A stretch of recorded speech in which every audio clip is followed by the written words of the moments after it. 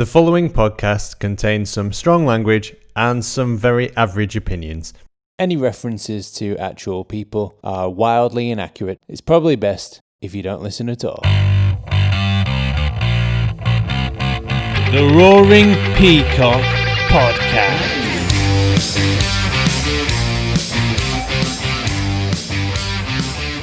Welcome back to the Roaring Peacock main cast. My name is Adonis, you know me as the Adelites on Twitter. This week began with Kick It Out launching a new campaign called Take a Stand, which seems the logical next step after taking the knee. But if you are confused, let us help clarify things as we launch our own campaign, Don't Be a Racist Cunt. You shouldn't laugh at your own jokes before you've delivered the punchline, mate. That's the trick to it. Bryce Hosannah won man of the match on debut on his loan at Bradford. Let's hope he's still got oil in his lamp for Leeds when he returns.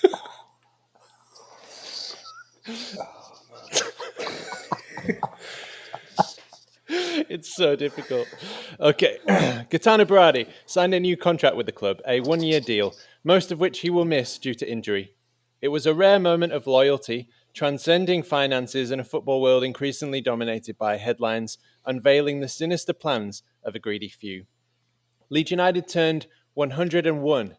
Doesn't have quite the same fanfare as the 100th birthday, but given the number of daggers pointed at us, another circuit round the sun is an achievement worthy of note. Leeds lost 1-0 to a combo of the referee, Portugal, and bad luck.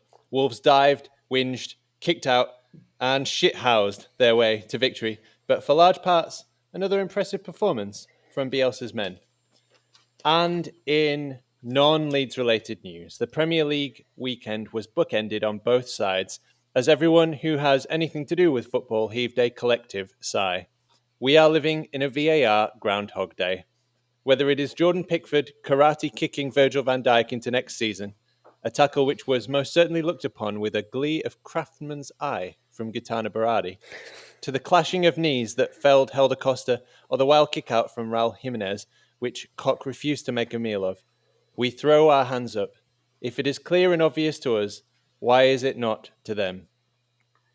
Sergio Aguero courted controversy by placing his sweaty palm on the back of the neck of a referee's assistant and getting in her face, a move both seemingly disrespectful, unhelpful during a global pandemic, and patronising. Surely more could be done to instill respect for officials, although they aren't helping themselves, as we've mentioned. And finally, while the government tried to wriggle out of talks to leave Europe, the money men whose conspiracy to kill English football didn't work formed talks to join Europe as plans leaked of a proposed European Premier League.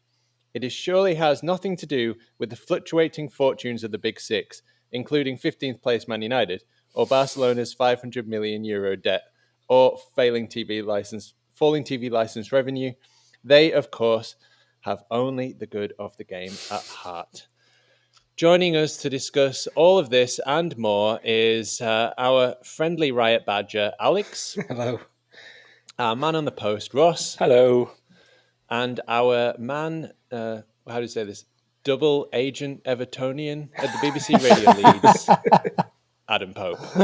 Yeah. Cool. Hello, guys, how was that? Yeah, that's some good news, that. Yeah, some well delivered, apart from the punchlines being missed. But yeah, well done, mate. Failed to mention Van Dijk going through Dominic Calvert-Lewin and, of course, James as well. So might mention that. I think that's well, rest in peace, Virgil van Dijk. He's apparently passed away, if Liverpool Twitter is to be believed, this week. In the arms of the angels. And isn't there going to be like a big sort of demo in Millennium Square because of Jimenez on both Koch and, of course, Phillips now? Yeah. I think Here's my head in, honestly. It's almost like football's a contact sport. People will get injured. Shockingly. Yeah. I mean, that was some fucking contact from Pickford, though. You have to admit that, puppy. Look, that was a contact. Did Bobby Collins complain when he lay in pieces in Italy, having had his legs sawn in half? He said, if you live by the sword, you die by the sword. And Van Dijk went through a couple of players, or tried to, and unfortunately, it was a terrible challenge from Pickford, But it happens. But I think it's the overreaction, isn't it? Look, Pickford should have been sent off. There's no doubt about it. He should have had a red card.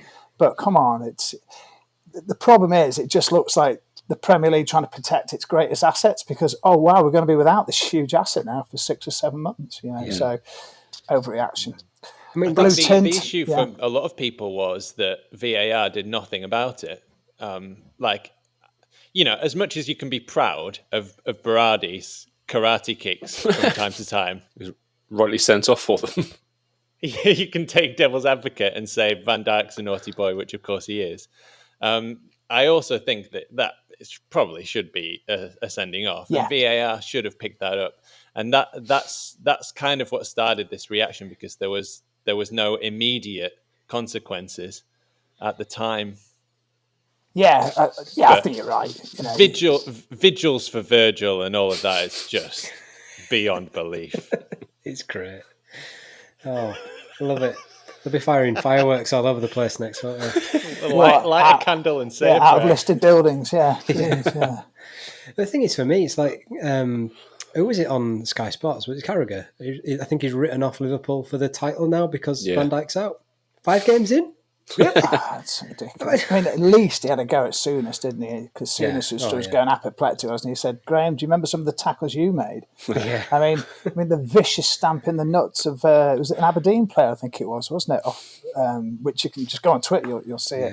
I mean, I think the hypocrisy surrounding it's been. Well, it's all right. Hey, it's all right. That was 20 years ago. We're allowed to do that then. Well, no, you weren't. You just didn't get sent off, or didn't have social media, running you into and death threats about social media and stuff. But hundreds of HD cameras pointing at every move. So it's and I'm not being funny, but Leeds are without Phillips now, aren't they? For 6 weeks, and people aren't going mad. I mean, he was shoved by Jimenez, but people aren't asking for retribution, particularly retrospectively or of any other kind against, You say that, we now go to Facebook and...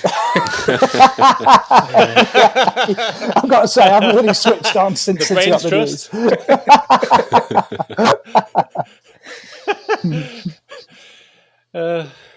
I mean, Cock could have been castrated, basically, by Jimenez, if that flying boot had made contact. It was nasty, wasn't it? Cock blocked the studs, didn't he? So he did well there. So, but balls of steel, that lad. Great positional sense, wasn't it? Just to manoeuvre his way out of what could have been really nasty, wasn't it? Yeah. But he made nothing out of it, did he? And I think even I've got to admit, you react at the time, don't you, when you see it? And I don't know what you guys felt, but we didn't think it was that bad. It was a bit of a petulant, but then you watch it 4 times on the monitor, and then you think, hang on. What's the phrase of seeing? It's just the intent, isn't it? Really, he's intended to harm there. It's just dangerous. If he'd have made contact, that could have been really nasty. So, yeah. And then you zoom in close, and you notice he's chiseled his spikes into a with a knife sharpener. Jimenez again with the sharpened studs. We've had these words. Yeah. So can we have any sort of confirmation on exactly how many injuries there are? Because Strauch was somebody said that in our group Strauch limped off with a twisted ankle, and now there's how many people out? Did they say? Well, you got Forshaw, haven't you, for a start? Cooper obviously is a doubt, isn't he, for Friday? Clearly, Llorente, a couple of weeks more, I think, was the initial sort of prognosis was 3 weeks and all, wasn't it? Yeah. Phillips for 6, Berardi, obviously, for the time being. That's sort of it, and it's just, it's horrible timing, isn't it, when you think of even the likely replacements. I mean, Strout would be one. Llorente clearly brought in as someone that can do that role as well in front of the back 4, but mainly being a centre back. So after that, if you are going to play the same way, which inevitably will try to, then you are wondering. We've got Koch. He's still going. But apart from that, if Strauch is injured, as it may well be the case, and Cooper can't play, Llorente's out and Phillips is gone. We're starting to look a little bit light at the back. I'm just trying to think of, I went and watched them at Accrington the other day, when they had 15 and 16-year-olds. I'm trying to remember who played in front of the back four that day. I think it was Ollie Casey, in fact. Yeah. So, Casey coming away. But then, I mean, not. When you look at the lads that have gone out on loan, I'm not saying that they would play that position, but Gotts, McCalmont especially. Chances there for him now, and he's not there. Yeah, that's the one, isn't it? You're thinking, wow, hang on, and it's been a real struggle for him to let players go, don't you? He's an Oldham with Harry Kill, getting a real education. Oh, fantastic! We'll come back. More educated than Bielsa, that guy. Pablo came off. Pablo came on for Straug, and then Click seemed to slot into that defensive midfield position. So I'm wondering if that might be an option. I think it'd be Dallas. You'll play Ayling and Cock at centre back, Alioski on the left, someone at right back, and Dallas at defensive midfield, maybe. Dallas is the most versatile player we've ever had, if that's the case. Oh, word. But then, if you're moving Ayling inside, bear in mind Bryce Hosannah's now got on Bradford as well, and been man of the match. As you mentioned at the top, it's not looking good, is it? But would you put Dallas at right back, where you know that he is very comfortable, rather than midfield, where I feel personally, I don't know what you feel, it's like he's a bit wasted there, where he seems to have excelled now as a defender. That's how you look at him. You no longer think of him as a winger come midfielder, do you really? But then you still got an issue. Yeah, you'd have Alioski, wouldn't you, left back? Cart, Ayling, Dallas maybe, but then who do you put in front of them if Straug is suffering? Just put Alioski there, just cause chaos. It's the best way to do it. Just let him run around. Yeah. I remember one interview with Alioski last year, and he was being asked how he liked it at left back, and he said it hasn't made really any difference to him. He just played exactly the same way he was playing Of course he does. As a winger, except that he just stands maybe 20 metres further. He has to run a bit further. 20 metres further offside. If you put a different colour collar on a dog, does it think that it's any different dog? It doesn't. Just chases the ball, as it always does. The kid's feral. He's brilliant. Our feral Macedonian friend. I love him. It's going to be a sad day when the first dog has its existential crisis. Doesn't know what to do with itself. Who am I? What is the ball? This is a red collar. I'm not used to this anymore. Who even are you? Looking in the mirror. I used to feel self-respect. No longer. One thing you missed in your news roundup, Donis, was Barry Douglas' open letter. That was heartbreaking and amazing. That upset me that day. Yeah. The whole day was just upset. Oh, he's gone. I'm gutted about that. I'm gutted it didn't work. Oh, an open letter. Oh, there's another one from Arta. Oh, from Arta, yeah. What a day. I'm in a glass case of emotion. I'm trying to think of... I can't remember that happening again. I mean, I was trying to work out whether it was like born out of guilt that you've got a guy that's helped to get two clubs promoted and not played a game in the Premier League. Or why it was bizarre. I mean, it did show you how much of an effect he is when they say he's great to have around the place. That was the thing that came out of it for me. It's funny with Barry, because we did like a sort of an hour special on radio with him once, and we had a pint with him afterwards. And he's one of those people that comes across that, like, football's important, obviously, in his life, but possibly not the most important thing, He's culturally aware of lots of things. He's been in Poland, hasn't he? And obviously the delights of the Black Country with Wolves too. So a heady mix, you might say. But he does seem to be quite cerebral and want a lot of life's experiences, which no doubt he'll get in Lancashire now at Blackburn, but to the brim.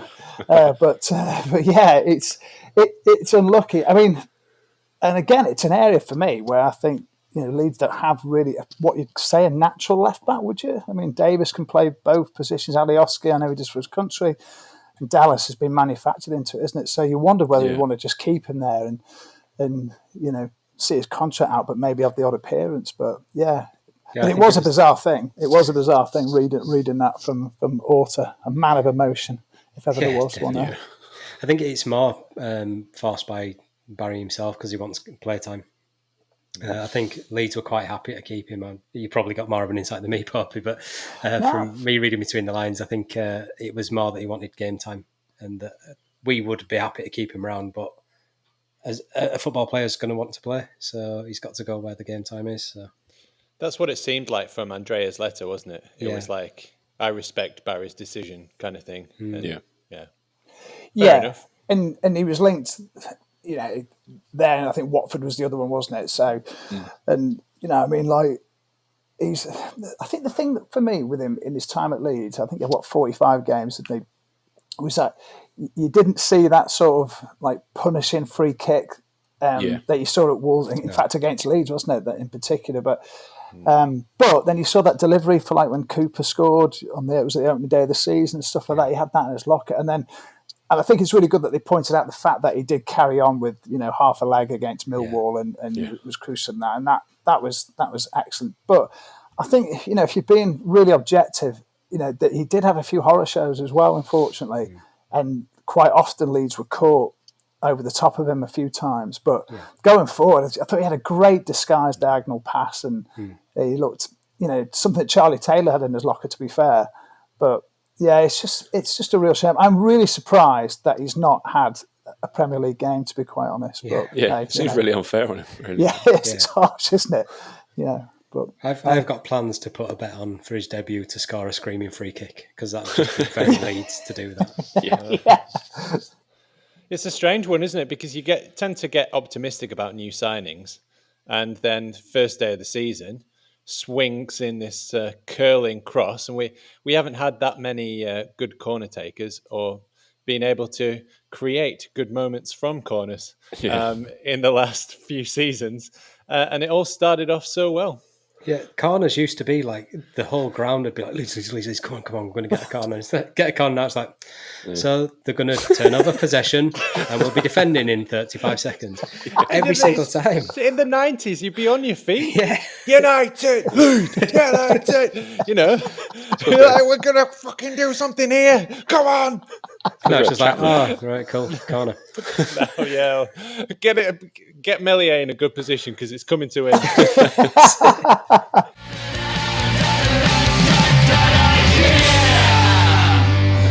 Saying that though, last night I thought there was a couple, and I'm surprised Wolves let the second one go. That one that was drifted into Harrison, that looked quite on the edge. I think it was Harrison, on the edge of the penalty area, and it happened twice. The other, I think one he had to like sort of lift it over with his head, didn't he? Yeah, and Semi created something that was offside, obviously. But you don't. You sort of do get that sort of front man feeling, don't you, from the corners? And but when Calvin gets it right, he can deliver a great corner, as he did for England. I thought the other day, nod back and semi-assist sort of thing, wasn't it? So, I don't know how I feel about him playing for England though. He seems to be kind of worse off for it. Seems to be ruining him a little bit. It's not a good idea, is it? It's not. It's a toxic environment. I like how we were all, it's fantastic. Boy done good, homegrown footballer's got an England call up, and now like 4 games later. Like my own child. Where's the Don when you need him to tell him not to go and play for his country? Apparently got a dead leg against England as well, so he's been sort of carrying on with that, as well as an arm being ripped off by Jimenez and his Achilles raked by Dendoncker too. So he's some machine, isn't he? Really? He looked off the pace last night, that was for sure. He seems to be the target of most Facebook fans' ire today. It's Phillips' fault, drop him. So they'll be thrilled that he's injured now and he can't play. No, they're probably the same people that said drop him are now gutted and putting up vigils for Calvin because he's injured. Pray for Calvin. Thing with Phillips as well, I don't know where you stood in his original sort of guise when he came in, that I just felt everybody, there was 2 camps and they sort of coexisted. One that literally, and he called him a hat stand. My friend John called him a hat stand. So I said, what does he do? He said, well, he's going to be at least a top end championship player. And I'm so glad I was right, because whereas I looked at people like Glenn Murray, who else in the past as well? I've got it so horribly, horribly wrong. When you but Ricky Lambert was another one. You make it fat rubbish. Ricky Lambert. Yeah. Glenn Murray. Gone playing the Premier League and scored loads. Yeah, well done, Glenn. Yeah. So you can get it horribly wrong sometimes, can't you? But I thought it was going to be a great attacking midfielder, Calvin, because that season where I think the season Chris Wood left, He scored 2 on the first game of the season against Bolton. Yeah, did you?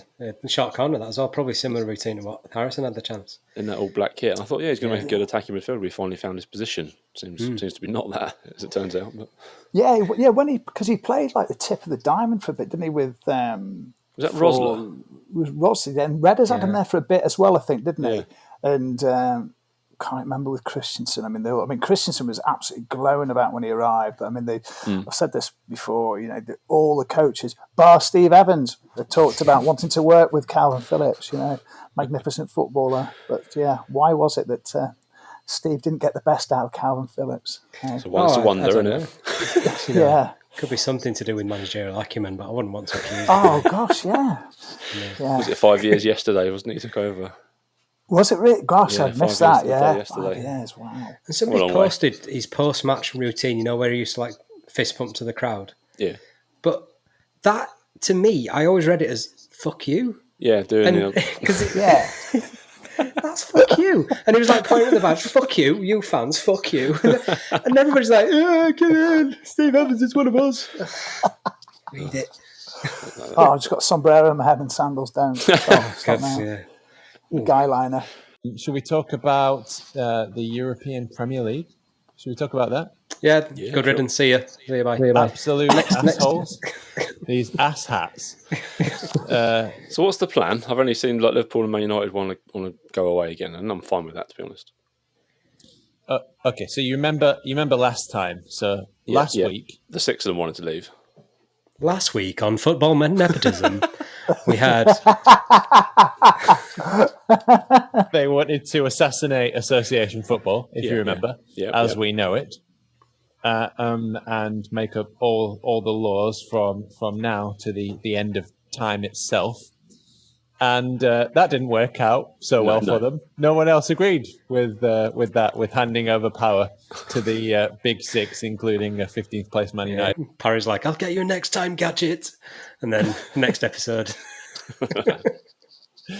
So now they've decided that like the Champions League, that's kind of a good idea. But what they'd rather want is basically no relegation for themselves, and a European league where they can dictate the licensing terms and basically vacuum up all of the money at the top and concentrate it at the top of the pyramid. That seems to be what their goal is, basically world domination and shitting on everybody else. Standard. It's just depressing. It seems to be the thing, isn't it, now? There's the people using a pandemic to better themselves and get more money. I'm going to go on a political rant. Quick, someone cut him off quickly. I expected this from Man United. This is what they do. They're not a football club anymore. They're a business with a football club attached to it. But I don't know. I thought Liverpool were more kind of down to earth than this, and more. They're a special club. They're a special club, but apparently not. And they're about to float as well, aren't they? Yeah. So they're going to become the new Man United, aren't they? Just another entity with a football club attached to them. So just let them go. Let them go. Promote Forest. Promote Sheffield Wednesday. Get a proper Premier League back. Get Swindon back up here. Oldham. Actually, not Oldham. Harry Kilton, fuck off. That's our terms and conditions. We don't want the European Super League. We want Swindon back. Swindon back. And Harry Kill can fuck off. I remember Swindon didn't they get into the top flight and then wasn't it stripped away from them for dodgy financial dealings? I don't know. I remember singing Swindon down, going down. Swindon Town going down like in '93. Conceded over 100 goals. Wow. Yeah, they were, weren't they? Yeah, they were up, and was it in Glenn Hoddle's time? Well, no, Ozzy Ardiles, wasn't it? Was in charge. Yeah, Argy Fjortoft, didn't they, up front? And they got shoved out over financial stuff, and they went down like a couple of divisions or something like that. And it was around the time when Sunderland beat Newcastle, when Jim Smith was at Newcastle, and the year Leeds went up for 8-9-9. I think Newcastle made the playoffs that year, but Sunderland beat them. And effectively then went up, I think, despite losing to Sunderland in the final, to Swindon in the final. So have Swindon back. Let them have their day in the top flight. Hey, too right. I'll pay £15 to watch that. So this is the solution then. 2014 Premier League, as it was. With Swindon, Ipswich, Sheffield Wednesday, Nottingham Forest. Blackburn, get them back. Yeah. Let Barry Barry Douglas get scores Barry Douglas that game. Yeah. Speaking of paying 15 quid, did you see the reported numbers that saw Burnley-Watford? No. Was it a Burnley game? 72? Yeah. No. 72 people. 72. Paid for 15 quid to watch the game. No. That's Whoa. West Brom What? Burnley. The West Brom Burnley game?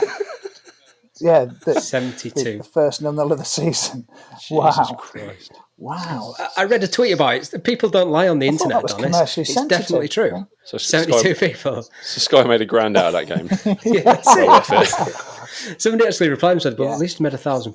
£1,000 it won't make." It's like the broadcasting costs alone, right? Yeah. Will have been in the multi-thousands, not mind £1,000 that you've made in that, and that's not pure profit anyway. Let me find Jesus the tweet. Christ. So I'm not talking. I I'm know not that. talking I know that the guy from CNN, he asked them what the figures were, and they said it's a commercial secret. I Undisclosed don't fee. think it would be good, but I can't imagine it would be that bad. I'm almost certain that there are more than 70. Oh, I am wrong. Sorry. Leaked figures 70,000. suggest that 74 people paid to watch West Brom Burnley on PPV. I was wrong. 74. Oh, that's better. That's more like it. Yeah. Wow. Yeah, that's more than And do you numbers I'd reckon? expect. Yeah. Do you reckon they were all the analysts? That were Yeah, probably. probably meant that as well. But companies are paying for it. Yeah. Jeez. So nobody paid for it. Newscore.com and SofaScore. I mean, like on the 15 quid. Well, are we going European Super League then first? Absolutely terrible. I mean, if Liverpool and Man U and others could not show any more arrogance or disregard for the history of the game, it's not even them. It's not their fans. It's the owners, isn't it? You couldn't. And I think it's brilliant that today, I think Tebas has come out, hasn't he, in Spain, and just said, look, this is the sort of thing that's concocted at 5 a.m. in the morning over drinks. Where does this really exist, if at all? And it'll be knocked straight back. But I don't know about you. There's a creeping inevitability that at some point over the next decade that this is going to sort of happen. Yeah. It's going to be something. That's sort of how it feels to me a little bit. But it's so wrong, isn't it? God, Bielsa's is just, oh man. As an Everton fan, how do you feel about that? Because it's terrible. you've never left the Premier League as long as it's been around. Yet teams like Man City obviously got the money, but they were in League One a few years back, and Spurs have done nothing. Yeah, it's that defining. Like, let's say that you define the top six. I mean, should I be annoyed the fact that Everton weren't included in the top six straight away? Of the table. We were the patsy 7th, 8th, or 9th club that was meant to be involved, weren't we, in the project big picture? Through your bone. No, I think it's disgusting, and I'm delighted that Denise Baxendale, Everton came out and absolutely tore a strip off. Liverpool and Man U, who showed no contrition. And Angus Kinnear's programme notes in last night, I don't know if you read them, the Leeds chief exec, was absolutely brilliant. He described it as something, off the top of my head, it was like a Faustian pat that would make Machiavelli blush. That was just brilliant. And it's I like it when Angus gets a bit saucy. Yeah. He's it's not great, afraid to pull his punches, is he? Salty Angus is the best Angus. Yeah. Got the lads getting Google out on their phones at least. Forced you. And do you know what? Let's a have kebab shop round there. I think I had one of those once, 4 a.m. Did a number on me. He's and hey, let's have Luton in the top flight then as well while we're at it, because he's obviously a big Luton fan. He'll be all for that. But he is a proper football romantic, but obviously in a position of influence and relative power in football, and he sees it exactly for what it is, like the rest of us, and hopefully most of the Premier League too. So I thought it was brilliant that he's come out, and I'm not saying it's brave. It's just nice to see chief exec come out and have something worthy to say in this programme, which he often does amidst the japery as well that goes on. But seriously, it's just a bad idea. And this European League was just another terrible idea. I mean, just the death of football, isn't it? I mean, how boring would it be? I went to Juventus the other year, and Juventus is something that I love and hate about football at the same time. Fantastic history, love it all.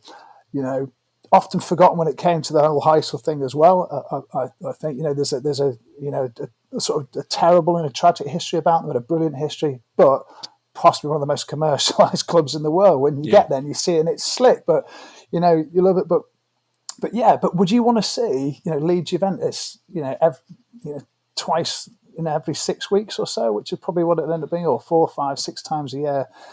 Not being funny, you'd lose all the luster of it, wouldn't you? I would think anyway. So. I mean, the big thing that people are saying is football's nothing without fans, and that's not a decision that's taken into fans, is it? Because I wouldn't be able to afford to go away in the European Super League. Just about afford to go to Blackburn, and that skints me. I can't even park around there. I've got to park in Leeds and then walk. But yeah, just simply miss out on Barry's free kick. Oh yeah, well I've got the bet on anyway, so I'll just get on Sky Bet. Other betting companies are available. But yeah, it's also not betting. It's not a decision that's been made with the fans in mind. Not betting is an option. When the fun stops, bet a bit more. No, don't do that. When the house always wins, maybe it's not a good idea.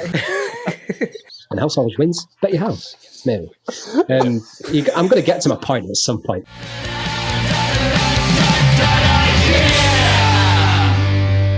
So, if football is supposed to be a working class sport, for the working class man and woman, it's going to be taken away from them. It's just put into another tier of barriers towards you getting into watching the sport. It's already fucking expensive as it is now.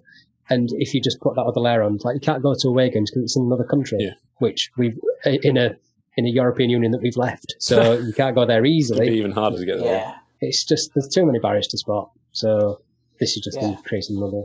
I lived in Australia for 11 years, and I mean the A League has enough problems as it is. But if you factor in the time and the cost of trying to travel as an away fan in the A League in Australia, so let's say within one country, God, yeah. But that's the size of Europe. That's the kind of scale that you'd be talking about. If this sort of thing came in, and without passport control. Yeah, and it's pushing it beyond the means of the people who it's kind of meant to be for, and it's putting it in the hands of corporations. And this is something that the Bundesliga do very well, which is they've kind of avoided that with the 50+1, which is where, obviously, if you don't know, the fans own just slightly more than a business owner would. So the fans is a collective. So in our case, that would be the trust, I imagine. Yeah, I would say that, and independent regulation, on top of that, or alongside that too. And I think, it does pain me at times to say, but Gary Neville does come out with some really decent stuff at times. And I think, and I think that is absolutely essential. But you're right, Adonis, I think to get the fans involved in a really meaningful way, no sort of token gestures, what have you, but let them decide, because I think it's very easy, and it's very easy, not just the clubs, but I think it's quite easy for us in the media to forget as well, because you do lose that perspective no matter how hard you try.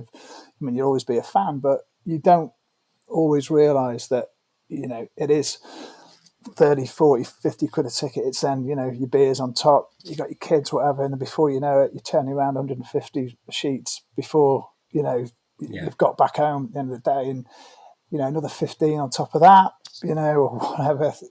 You can lose that, or you forget what that's like when you haven't done it. And I'm put myself in that category as well, obviously, that it is enormously expensive, and at the same time, you don't really forget, but you see how important it is to people, particularly at the moment as well. And much as they'd be willing to put that money out there, it's like doubly hard when you're not even able to do that as well. But you've got to think, when you do go back to it, it's going to be horrifically expensive. And then to have your game and your club taken away from you, literally into foreign lands, it would be it's horrendous. I hate that the vision of it's apocalyptic almost, isn't it? If this reaches its end, if it's allowed to go ahead. So, fight now, and hopefully it won't happen. Yeah, I mean that's what will happen. It will become a tourist game.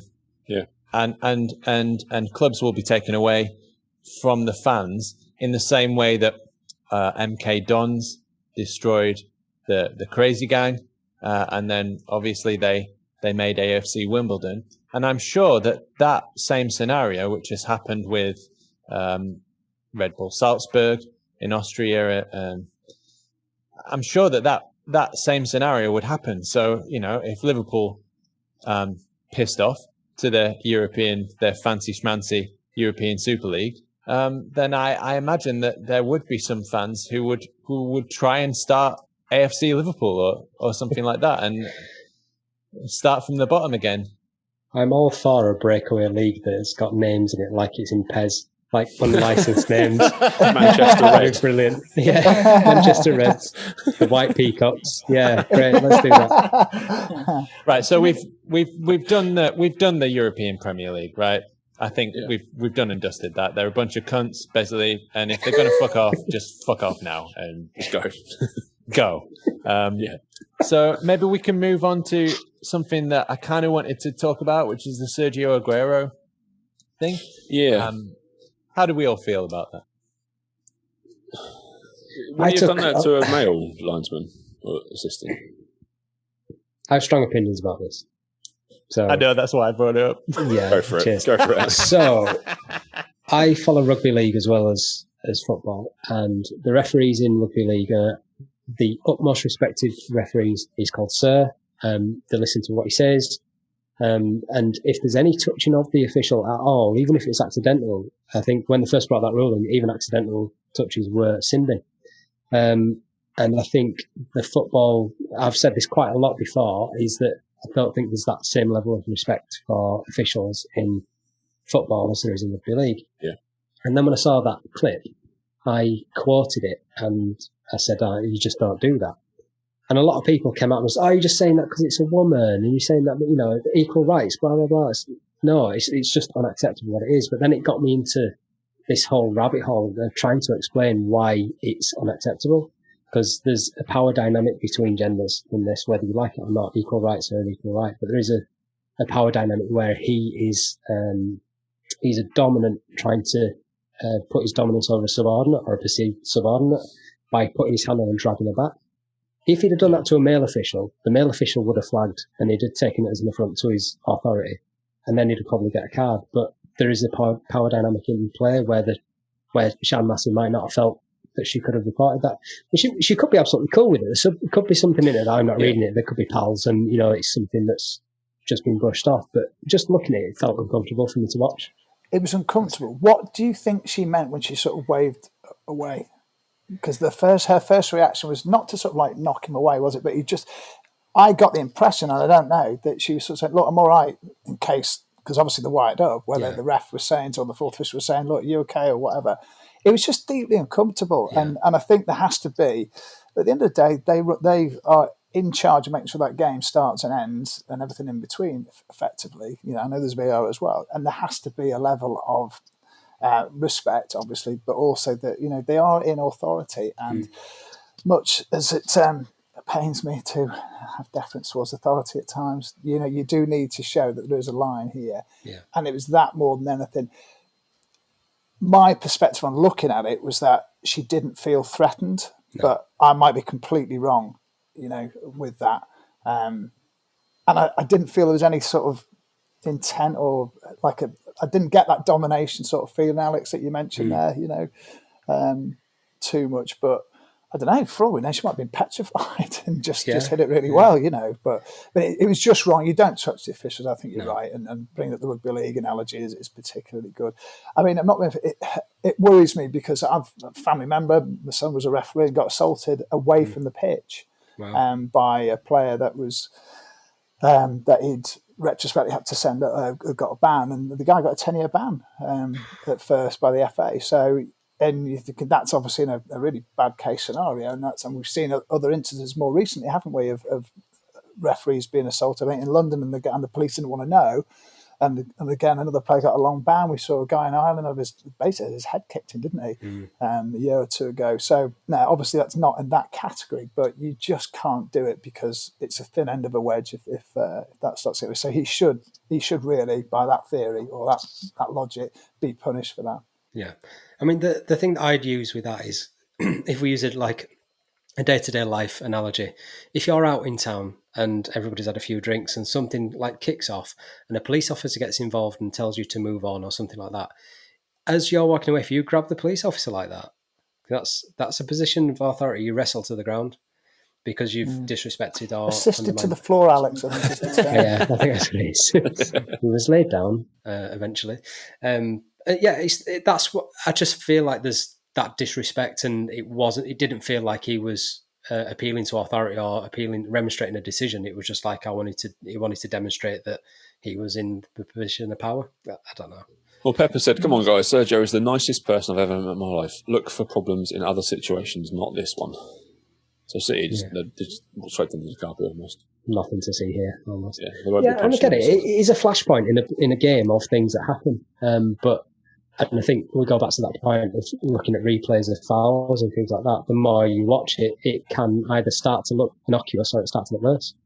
But in the moment, when I saw it, the first time I saw it, it just felt uncomfortable, and that's my first reaction to it. So. I've met Shaun Ellis ages ago with Howard Webb when she was working with him, and she would, I would say, if I met her, she would just get on with it and not want any fuss over it. I think a true pro when it comes to it, and a really good line as well, to be quite honest.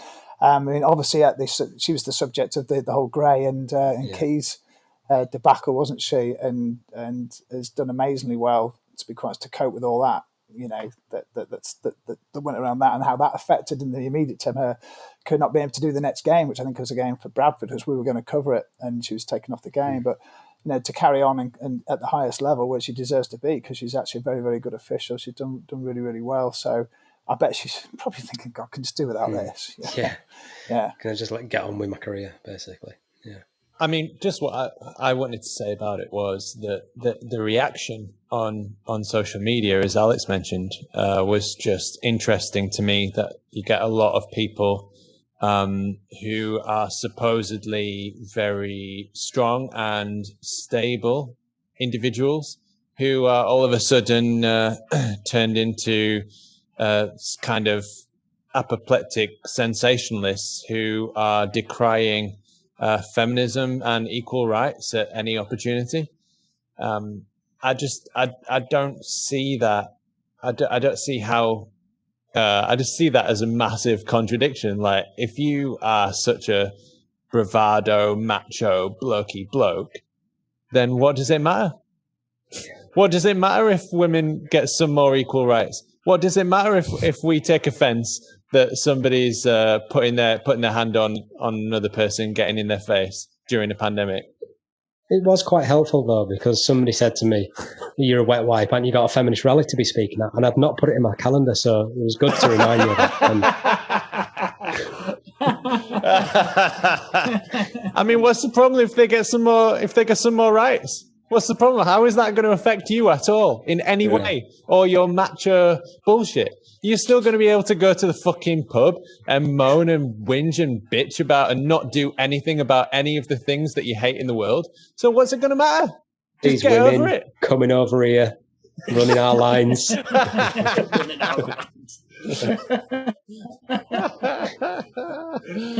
Anyway, I love refs, and I would kiss them all, actually, because I think they do a great job. I do, honestly. I think I'm a massive admirer. We did some work with the West Riding FA, with the Madley brothers, and another guy who's on the football, he called Mark Hayward too. And we basically went through like an hour sort of worth of doing offsides, all sorts of different sort of drills and stuff. It was the hardest thing to do. It really is. And do you know what? Especially in the Premier League, every decision or non-decision is analysed, as we found up to with VAR, but even prior to VAR. And I'm pretty sure they said to us that 97% or more of the sort of key decisions they got right, and that was prior to VAR. So with that in mind, I think they do a tremendous job. I mean, I don't know if you've got kids and you've tried running the line, our line, you know, on a Sunday or something. I just can't do it. I'm rubbish. I'm hopeless. I crumble. Yeah. Very, very difficult to referee a game, and you're in one of those positions where, whatever decision you make, often there's going to be at least 11 people who are not going to agree with it. And their parents, Adonis, believe me. Yeah, and they're scary coming at you 11 o'clock with a can of Stella, you know, like saying, your lads just set my lad off. I said, So my lad's only 15, by the way, and you're swearing at him as if he's like 25. You know. So, Speaking of refs, though, the ref you had on Saturday for your Everton Liverpool game was David Coote, who also refereed the Leeds game last night. Yes, and now his fourth official, I think, this weekend, isn't he? So they weren't brave enough to sort of whiz them off last night's game, were they? Where, of course, Jimenez blatantly lashed out at Phillips and, of course, Robin Collins. Yeah. So, And he's sack him. He's a Man United fan as well. So They all are. Is this true, or is this just he's just got everything. inference? He's got everything.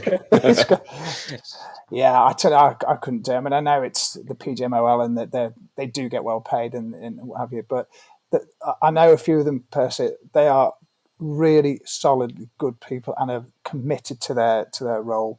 They really are. And I know some are better than the others, but I mean, like, could you imagine being in like any sort of derby atmosphere and a player like Luis Suarez, for example, feigns a dive and causes a sending off of an opponent. Yeah. And you are subject to all sorts of threats and what have you. I mean, it's just horrible. Yeah, just one person in the middle of the whole thing with 60,000 people baying for your blood.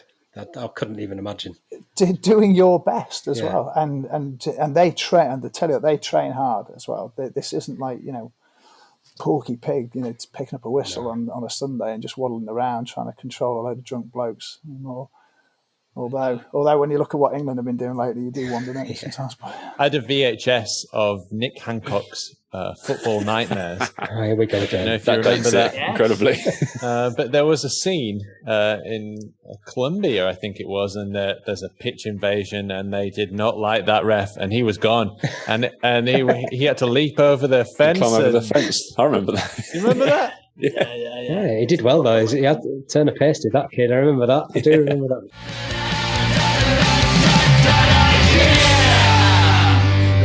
I think with refs, what I'd do them a massive favour is if they mic them up.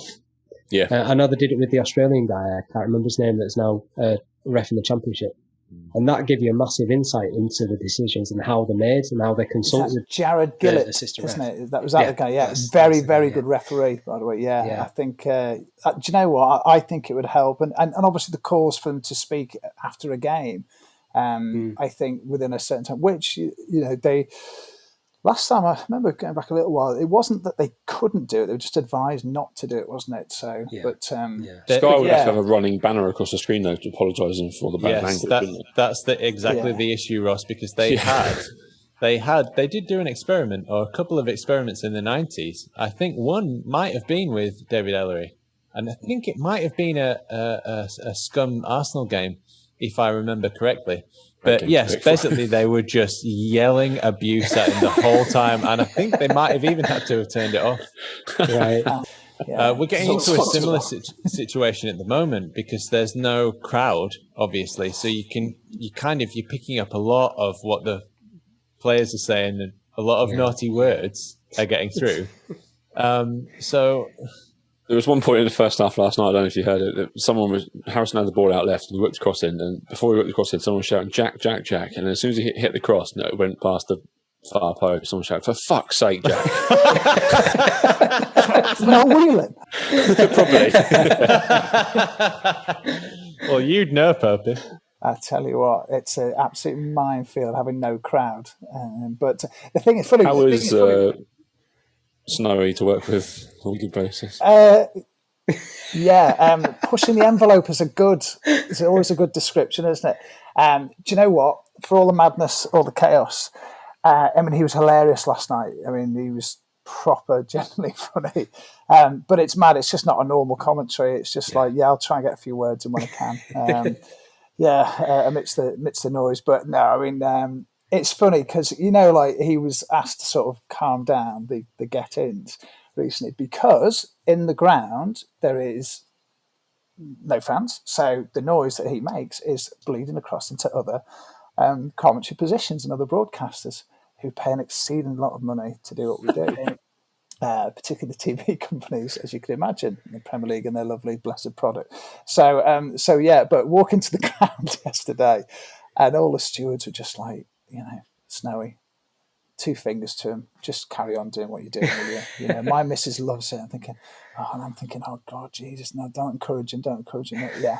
So, But I tell you what, I mean, it's well catalogued, the sort of life that he's led. He's a classic ex-Premier League, but he is the most reliable, or if not the most reliable I've ever worked with. And I've worked with some, like Eddie was reliable, Eddie Gray and Andy Rich as well. But Snowy, you would expect him not to be because of the life that he's sort of led as a young lad and still does to an extent.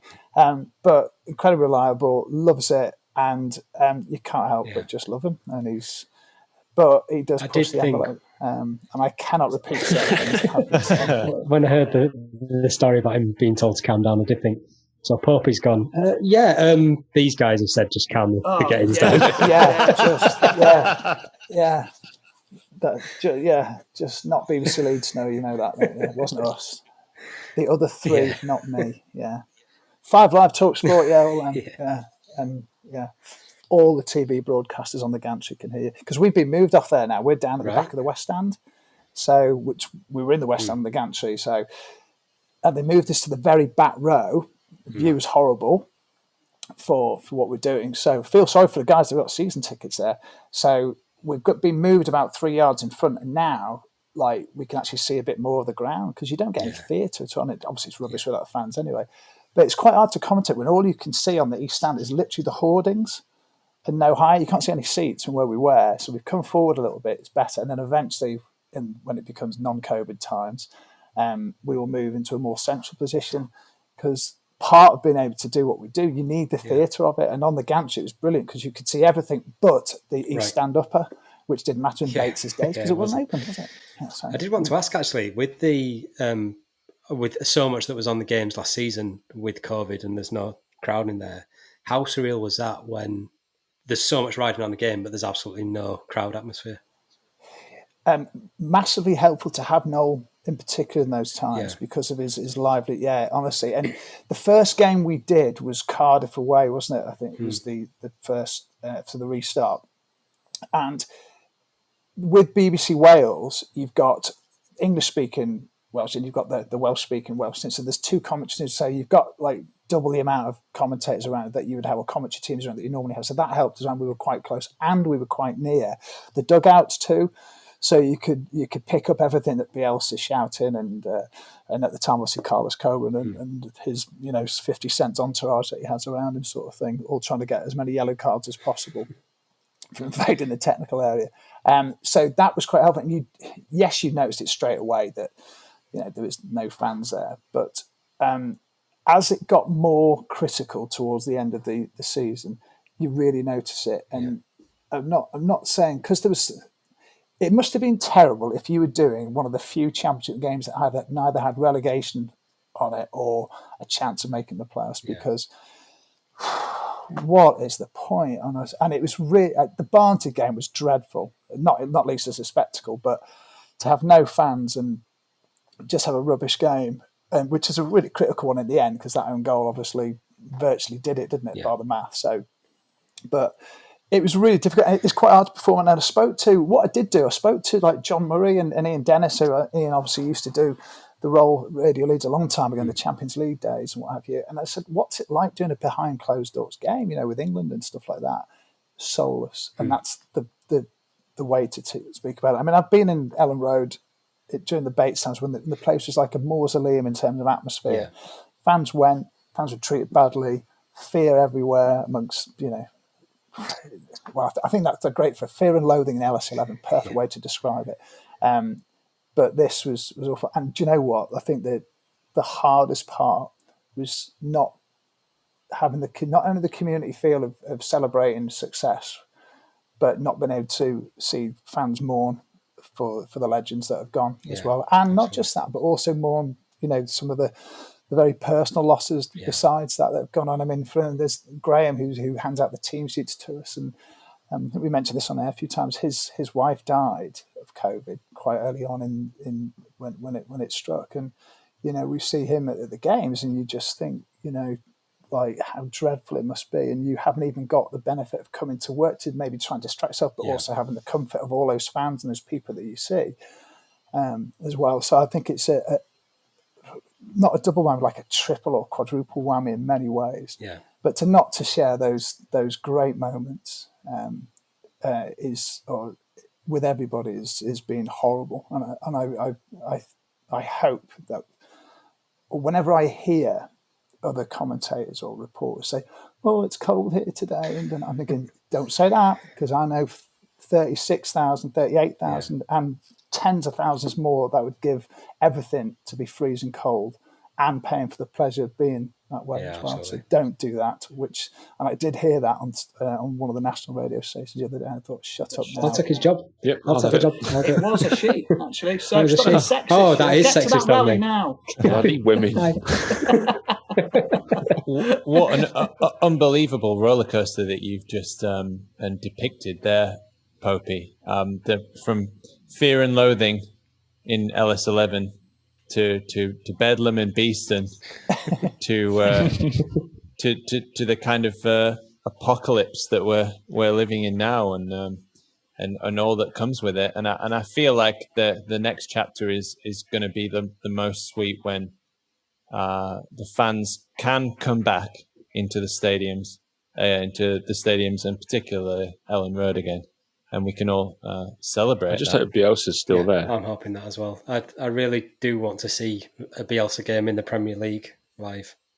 It won't even matter who it's against, will it? I mean, obviously there's certain games that stand out, but yeah, Could be Burnley if you want that. I just how it's going to feel, after all this time as well. I mean, I speak to, there's probably a group of fans that I speak to, not necessarily connected to other than, of course, at the Sport Leeds. And it's quite interesting. Like it's not an apathy, but it's just a real sort of deep sadness that they don't feel connected anymore to football in general. Almost, obviously, you keep your eye on it, and obviously they're watching the games and stuff when they can. But there is a fear that you lose that, and this is where people think, oh, we can survive without fans, blah blah blah, and then you see what's happening at the moment. But that's quite, I find it quite upsetting that people they almost don't want to engage, but they do, but they don't, because it just makes them sad. It's going to be strange for the players as well, because there's a lot of talk about the reason why so many goals are flying in is because the pressure is off. And I've played football to a very, very minor level, but there was a small crowd there, and I was a striker, and when you get the ball and you're one-on-one, there is an anticipation there, and you can feel it. You can feel it from the crowd. And if you miss, that can send your confidence to shred it to pieces. So if you're a sensitive fella like I am, so it's going to be weird for the players as well, I think, when the crowds come back. I think we're all right though, because we've got Victor Orta, who's a surrogate one-man Ellen Road. So he's got everything that's anticipation about that one-on-one is coming from Victor Orta anyway. So between him and Noel, last night, he was. I mean, Noel likes to sing "March On Together" for the game when the crowd's there, but Victor was trying to get everybody to sing it. Right. I think it's actually half time. It's the crowd time. So, I mean, he's just bonkers. He is. I mean, I love the emotion. And it's hilarious. The other day, we were coming out the ground, and he's just got the. I don't know whether it's because he wanted to try and vindicate the purchase himself. But, I mean, I'm a big Patrick Bamford fan, but he basically just turned around and he said, anybody who thinks that Patrick Bamford can't play in the Premier League, F off. He said, and he just wandered out, having had a good afternoon on the road. So I think it was after the Fulham game. And I just think, he's got a proper passion for it. Yeah. And he's been hammered as much as any player that divides opinion, hasn't he?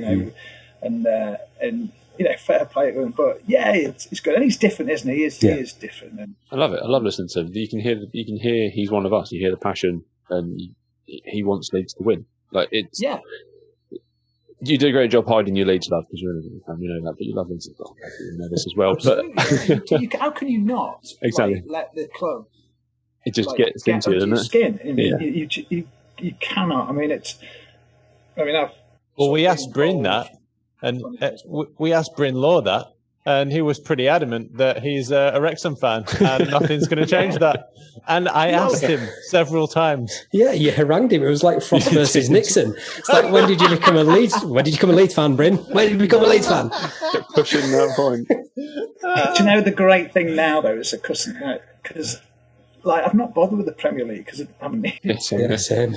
But all my obviously my family are split. You know, some are red, some are blue. But the lads are sort of blue. Like my brother-in-law, one of my brother-in-laws, and his lads. You know, and just being in a WhatsApp group, being equal in a WhatsApp chat with him is quite good now. It's like, all right, okay, yeah. So yeah, like, you got to see Aguero. Yeah, great.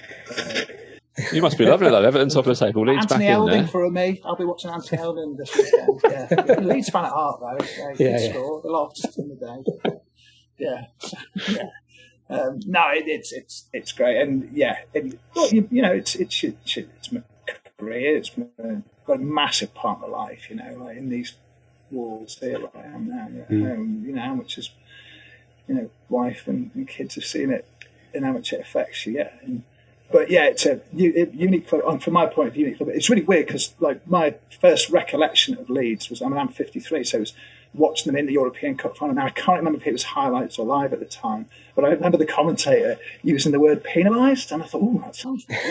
And he used it a lot in that game, as Leeds fans found out. And it was the first time I heard it used, so it stuck in my mind. And of course, I can sort of remember Lorimer scoring, and then their second goal, just sort of ruining it all. And you know, when you're young, it's like, oh yeah, they're an English team, you want them to win.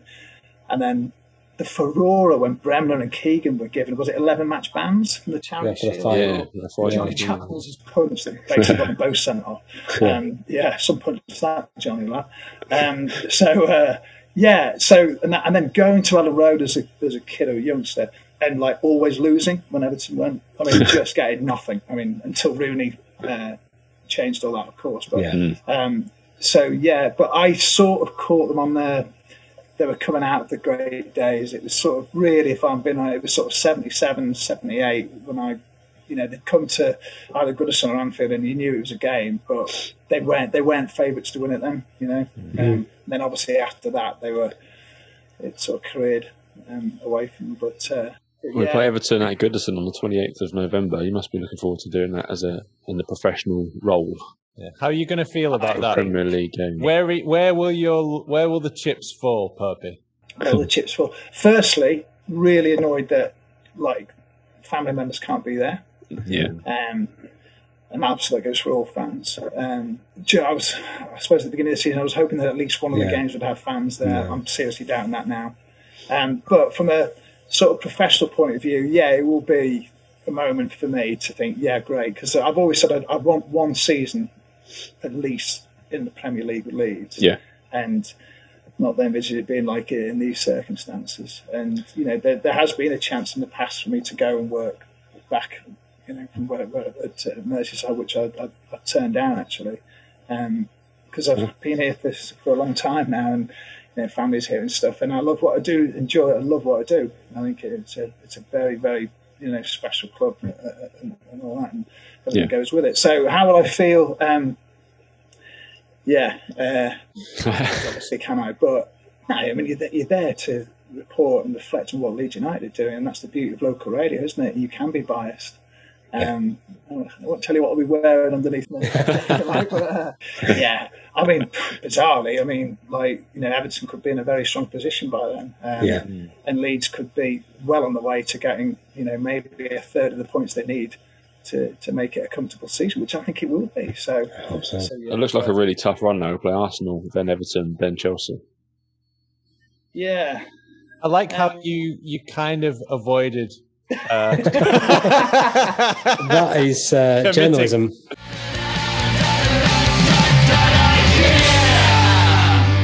I mean, obviously, I could see you going into local politics. Actually, speaking of the professional side of following Leeds, I mean, Power Tool. that's your name, the Northern Power Tool. Like you guys got banned from the stadium, didn't you, on debates? Was it on debates? Yeah, it's a bit of So it was like not sort of like a stadium ban. He couldn't go there. He would have done if he could, I think. But yeah, I mean, so how it works in local radio for the BBC was that each local radio station, so there'll be Radio Leeds, Radio Sheffield, you have to do an individual deal with your clubs. So we do deals with Leeds, Bradford, Huddersfield, your league clubs, if you like. Sheffield obviously have got a whole host of them. So, and each club, it's a different negotiation. So it's not done centrally by, say, like, you know, you've got like your nationals like BBC 5 Live, same organisation, completely separate negotiation, you know, different rights, all sorts of things. That's why some of their games can go online and all that sort of thing. So you do your deal with the club, you pay your money, and hopefully you do a deal for about 3 years, maybe. It might be 1 year, it might be two, who knows, or you don't do a deal at all. And the case was when Bates came in January 2005, we were, I think we'd settled on a, prior to coming in, on a deal for another 3 years for the following season, from the following season. So when I took over, basically in that summer after he'd arrived, then we had 3 years ahead of us, and there's nothing he could do. Yorkshire Radio, wasn't it? And Radio Yorkshire, swap names, isn't it? And so the writing was on the wall. We thought, well, it's going to be difficult. He's not going to want to take our hand, no matter how much we offered, and it was a good offer as well. And it's all relative, obviously. He booted out Radio Air as soon as he could because they sided with Seb Sainsbury in the big sort of power struggle to take over the club. Obviously, Bates came out on top, having missed out on Sheffield Wednesday or diverted his attention from Sheffield Wednesday to Ellen Road. So when it got to 2 years in under 3 administrations, Shaun, Harvey as well, I got told on the stairs at the press area that, we won't be renewing the deal with you. Classy, Shaun. Yeah. So horrible times, to be honest. No need to have done it that way. And it was just very awkward. And from that moment on, what happens then, broadcasters fall under a sort of catch-all sort of agreement where you haven't got a deal with the club, but you are allowed in, but you're only allowed to do a series of reports, 30 seconds long. I think it was 4 per half. Right. You were allowed 2 minutes before kick-off. I think it was 2 minutes at half-time and then 4 minutes post-match. And what Leeds did as well, they wouldn't let us present the hour before, you know, the build-up programme from the stadium. And again, they didn't tell us that until very, very short notice. So you're in a hot dog You're in a hot dog trailer out the front or in the car park. You're selling some hot dogs on the side to get by. Oh man, honestly, it was ridiculous. Do you know what? The supporters club at the time had the Peacock. They had the license to the Peacock, and they said, "Well, look, we need somewhere to plug in so we can actually present a show nearby, so that we can leg it into the ground and do what we're allowed to do." And so we set up a line, what they call an ISDN line, in the Peacock in the back room there before it's all been redone out. And our thanks to Ray Fell and Phil Beaton and then all the guys, Chris and Wendy and everybody, made us really welcome. And me and Andy Ritchie, we plugged in there. We'd do sort of 45 minutes from 2 till 2:45. He'd leg it across, get into the ground. Then I'd leg it across, get into the ground, do our stuff, half-time, run back out into the Peacock, do a longer full-time half-time report, leg it back in, do our reports, try and judge when you get which 30 seconds are you going to use, hopefully on the back of a goal. But you know, if you blew your reports and there were 3 more goals, then you know what you're going to do. Leg it back into the Peacock, and but it was good in the sense that the BBC no longer became a sort of bit of an ivory tower that wasn't connected with the peeps and the fans. So much so, once I remember going, I think it was Grimsby in a Football League trophy game or something like that. And some Grimsby fans came out and they barstooled a couple of Leeds fans just as we were coming in. It was like, geez, let's go to like a Leeds stronghold and barstool.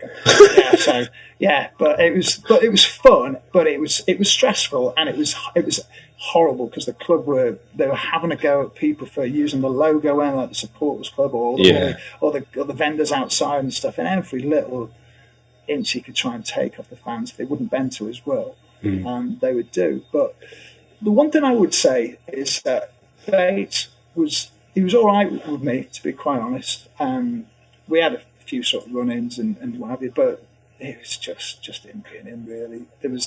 It wasn't vindictive towards me. The harder one to work with was Shaun Harvey. Yeah, I can imagine that. And at Millwall, they managed to they got Millwall to impose the same restrictions on us at Ellen Road, so I ended up having to broadcast from outside the ground. Jesus Christ! And honestly, even this Millwall guy comes up with his black cap, giving it and all that, and then he says to me, "Look, the BBC's ours. You should not be out here. You should be in the ground." Once I explain what had gone on, And the worst part of the day, I'd carried all the kit across this car park. And Shaun and Harvey walked past me and dropped it all in front of them as well. I thought, could my life get any worse? So yeah, great. But yeah, it was difficult at times, and they would never answer any questions really, and stuff. And the whole stuff with Melvin Levi as well, and using the program notes for that. They were having to. Poor Don Waters, who was reporter for years and then worked for, they're having to use black marker pen on all the programs to get the name covered. It was just, it was horrible, and this was all at the clubs and affected the fans' expense as well. It was really. Professionally, it was really tough, but there are those that worked for the regime, and they said, look, if you were with them, they were great to work for. If you were you felt it was just like a macabre game really, and you were just being moved around as chess pieces and in this power sort of thing, and it was there's no denying it. It was very, very tough, and tough to report. The administration in those dark days of the 15 points and all that was really, really harsh. And I always remember Phil Hay, who'd not long started the YP as well, happened to. He's a brilliant reporter, and he's got obviously done with the Athletic now. He had to suffer some serious slings and arrows when I think Dennis Wise came out and put all the headlines of the papers in front of him, basically saying they're either with us or against us. And well, that's not really what it's about. No. But he's trying to put people on the back foot and sort of cajole them into being in something that they weren't really. And fair play to Phil. He's one of the most upright reporters that I've ever met. Great writer as well, but he's stuck to his guns and has come through it. So I think for us all, we're better for the experience, but no denying it was horrible. Yeah, absolutely. Diamonds are made under pressure in the darkness. Yeah. Certainly don't envy any of you who was trying to work through that. I think my enthusiasm would have taken a serious hit. Yeah. But at the end of the day, it is your job, and you have to try and report as best as possible. And at times, look, we are football fans as well, and you obviously I have a personal opinion on everything, but for who I work for, you've got to try and be and tread that line as best you can. But inevitably, when you're reporting on people demonstrating a lot, and then you think the Supporters Trust came into its own. Then I think Gary Cooper who was also came under some severe sort of slings and arrows, didn't he? Just a bit, sort of led them. I always remember that march in the city centre. And they were very, very vocal, weren't they? And I think its own way did instigate some change. And now you see, I'd say a much more polished sort of Supporters Trust, and one that picks its battle and wins its battles very well now, and the right for change. I think the voice is in a much more, going to say, constructive and professional way now. But I've got to say, back then, I thought the Supporters Trust did a lot of good to try and think, hang on, we've had enough now. Yeah. So, but yeah, it's your job, and you've got to do it, and you either go and get another job, or you fight through it and try and deal with it. But you suddenly have to become like a sort of financial expert as well, like administration and liquidation and like all the legalities of it, and the things we shouldn't know, but we do know. Yeah, and you feel a bit exposed, to be honest, because as you speak to the Supporters Trust guys who've been around a long time, might not always know, but their knowledge and their intellect is amazing. They do know what's happening at Company's House or what accounts mean and stuff, and you happen to sort of learn on the spot at the time. I mean, I'm much more au fait with it now, but there's a huge body, especially of Leeds fans, who are holding the club to account, certainly keeping their eye on what's going on all the time, and that in itself, I think, tells you a lot about the club and how much it means to people. So, Puppet, we've spent a lot of money. Cut that out now. Speaking about previous administrations and nightmares, we've spent a lot of money this transfer window. I mean, you're more privileged, in a more privileged position to peek behind the curtain. Are we in trouble? Oh, is it Rizdale all over again? Is there? I don't think so. No. Okay. No, why are you concerned that is that your feeling that there's too much has been spent and that it's going to have a big hole? I think the last time we spent this amount of money, there was goldfish that cost as much as our last goalkeeper. So I think that's probably where we're at with it, really. The goldfish can't put the ball in the top corner, mate. Oh wow! Not particularly. I mean, I've always been a big supporter of Rads. I think he's a great owner and a breath of fresh air, and brought in Bielsa, and they made a couple of mistakes, and I think that they would admit to that. But I think on the whole, it's rather like the referee statistics that you were talking about, so 97% or something that they've got it right.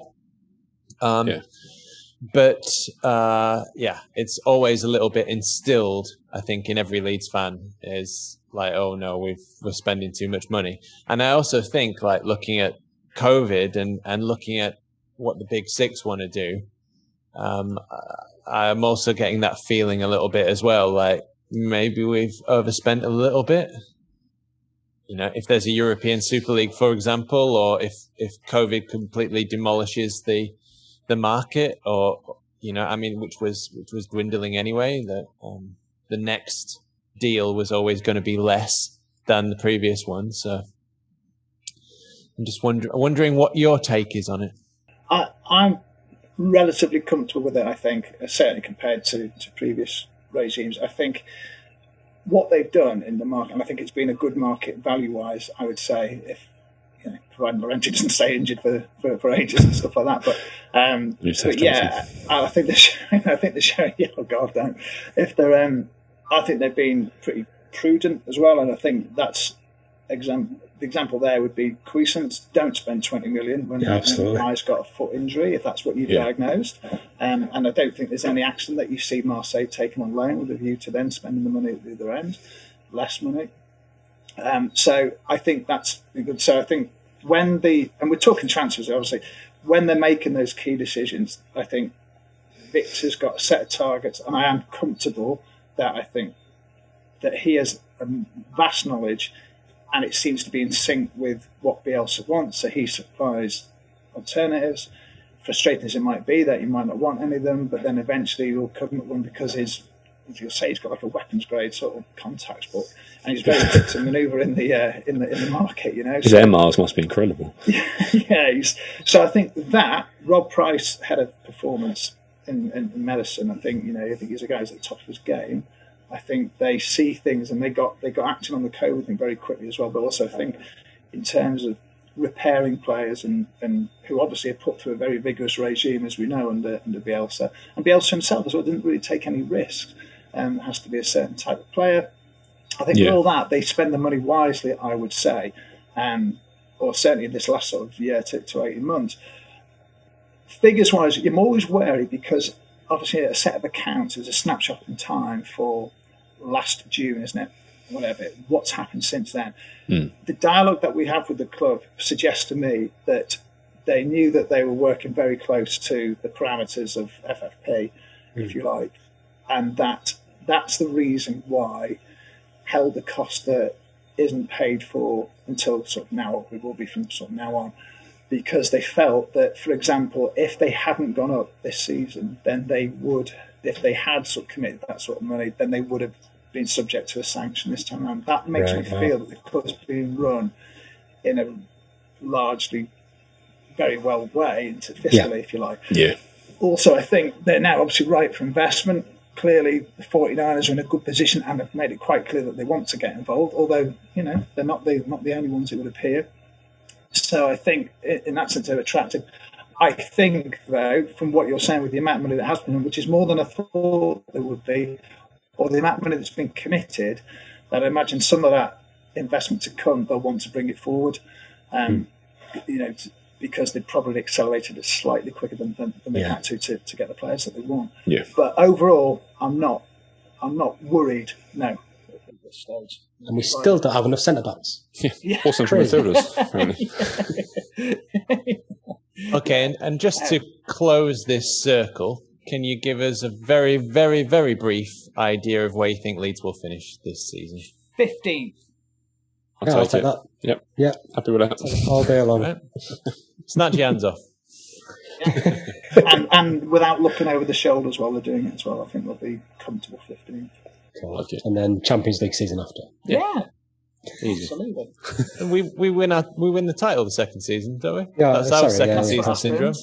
Then European Super League, top six club. Yeah, absolutely. And then an Operation Bigger Picture. When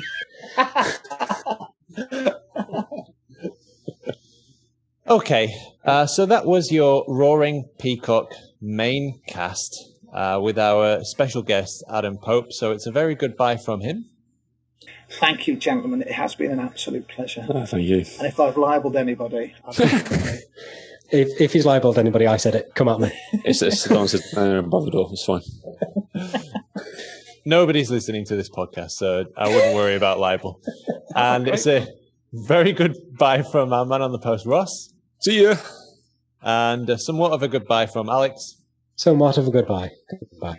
If you would like to leave us a review on iTunes, that would be great. Preferably 4 or 5 stars. Don't bother if it's a 1 star. Well, 4 stars, 5 stars. No, if it's a 1-star review, just make it funny, and then I'm absolutely fine with it. Tell us that we're pub fair and that politics should be. Yeah, just anything like that. I will be happy with a 1 star.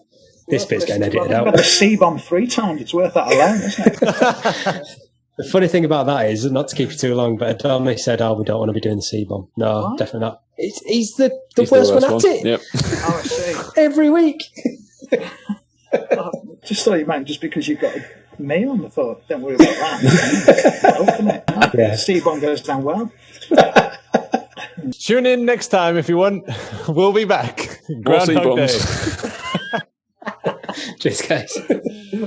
Most of our stats come from LUFC Stats or LUFC Data on Twitter. You should probably give them a follow as they're more interesting than us. A very special thanks to Adam Elliott, Adam Warner, Barney Stewart, Cookie, Ed McIntyre, Ewan and Howard Metcalf, Josh Pearson, Laura, Leon and Rob, The Light Show and all our family and friends. So many games to play, don't care what's on your mind. I should have